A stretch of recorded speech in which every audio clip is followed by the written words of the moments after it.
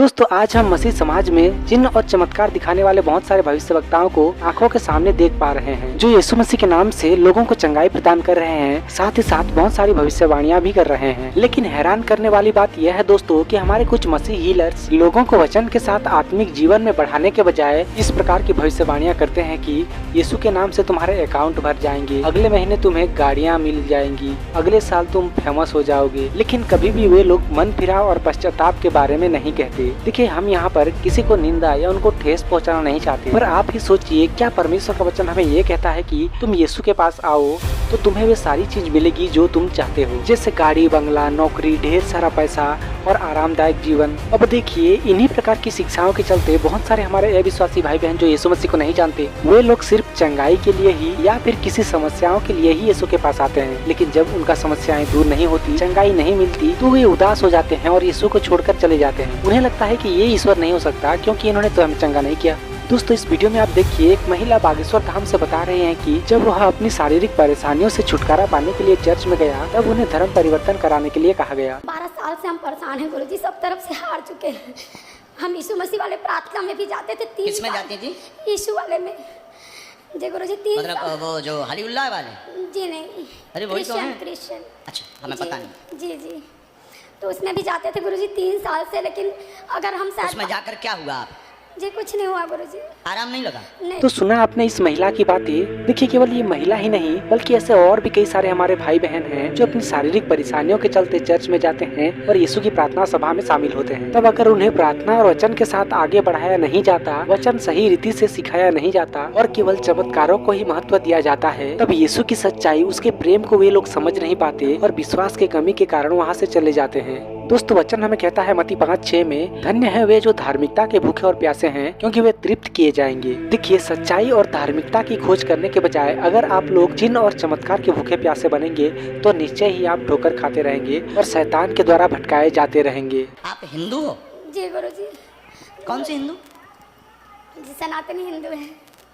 तो फिर वहाँ कैसे 33 करोड़ कम पड़ गए थे का? नहीं गुरुजी, हम सब तरफ से हार चुके थे, सब हमको ब्लेम करते थे। दोस्तों, यहाँ पर मैं आप सभी लोगों से बताना चाहूँगा कि सनातन का अर्थ है शाश्वत या सदा बना रहने वाला, अर्थात जिसका ना कोई आदि है और ना ही कोई अंत। यशायाह 26:4 में परमेश्वर का वचन हमें कहता है, यहोवा पर सदा भरोसा रख, क्योंकि प्रभु यहोवा सनातन चट्टान यानी कि अनंत काल का परमेश्वर है। और प्रकाशित वाक्य 22:13 में परमेश्वर कहता है, मैं अल्फा और ओमेगा, पहला और पिछला, आदि और अंत हूँ। दोस्तों, लोगों की अलग अलग मत है, लेकिन वचन के अनुसार हम सभी मसीह भाई बहन सनातनी ही हैं, यानी कि उस सनातन परमेश्वर के संतान हैं। क्या आपने कभी सोचा है कि परमेश्वर का कौन सा धर्म हो सकता है? क्या इस पृथ्वी पर धर्म पहले से है या वो सनातनी परमेश्वर जिसने पूरे ब्रह्मांड को बनाया है? देखिए, धर्म तो मनुष्य से आया, लेकिन वह सनातन परमेश्वर मनुष्य धर्म के पहले आदिकाल से ही है। तो फिर किसी धर्म को सनातन कहना कितना हद तक सही होगा, ये आप ही विचार करें।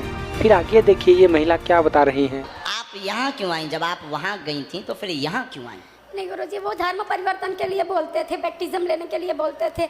अगर तुम बैप्टिज्म लोगे तो तुम्हारा हो सकता है कि समस्या दूर हो जाए। लेकिन अगर हो बागेश्वर सकता है कि हो, ऐसा कह रहे थे कि हो सकता है? हो सकता है, मतलब वो गारंटी नहीं लेते? जी नहीं जी। अगर बागेश्वर बालाजी मुझे नहीं मिलते, मैं यूट्यूब पे नहीं देखती, तो शायद अब तक मैं धर्म परिवर्तन कर चुकी होती। तो यहाँ पर महिला ने बताया कि उसे चर्च वाले बपतिस्मा लेने को बोल रहे थे और उसी को ये महिला धर्म परिवर्तन समझने लगी और वहाँ से चली गई।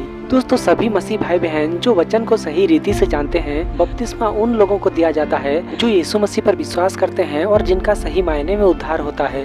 बपतिस्मा लेना धर्म परिवर्तन करना नहीं होता, बल्कि लोगों के सामने यीशु मसीह को अंगीकार करने का एक बाहरी चिन्ह होता है। देखिए, बपतिस्मा का अर्थ है जल में डूबना और निकलना। बाइबल के अनुसार इसका मतलब हमारा पुराना मनुष्यत्व जिसमें पाप था, वह यीशु के क्रूस के साथ चढ़ाया गया और दफनाया गया और हम मसीह में आत्मिक रीति से पुनर्जीवित हुए, शारीरिक रीति से नहीं। यानी कि हमारा मसीह यीशु के साथ नए सिरे से जन्म हुआ और उसी दिन से हम अपने जीवन को प्रभु यीशु को सौंप देते हैं और परमेश्वर के वचन के अनुसार चलने को ठान लेते हैं। प्रभु यीशु अपने चेलों से कहा, जाओ और सारे जगत में सुसमाचार प्रचार करो और पिता, पुत्र और पवित्र आत्मा के नाम में लोगों को बपतिस्मा दो। मरकुस 16:16 में वचन कहता है, जो विश्वास करे और बपतिस्मा ले उसी का उद्धार होगा, परंतु जो विश्वास न करेगा वह दोषी ठहराया जाएगा। लेकिन एक बात आप ये भी जान लीजिए कि बपतिस्मा द्वारा किसी का उद्धार नहीं होता, बल्कि विश्वास के द्वारा उद्धार होता है। जैसा कि इफिसियों 2:8 में वचन कहता है, विश्वास के द्वारा अनुग्रह ही से तुम्हारा उद्धार हुआ है। पर दोस्तों, इन सारी बातों को केवल वही समझ सकता है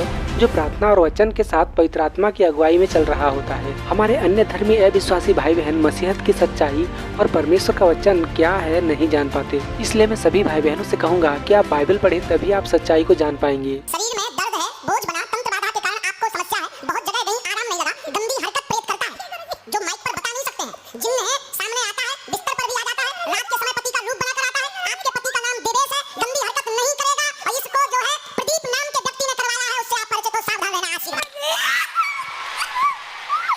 जय जय बागेश्वर धाम प्रभु।